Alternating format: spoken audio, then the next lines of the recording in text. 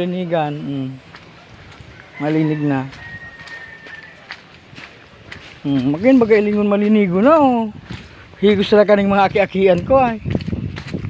Hindi ka buti ka pa may problema daw mali. Tapos kung anong kumangkay ng ang kani pantanom. Kaya mo na tabi nak ning puro tulo tas gilid mo na.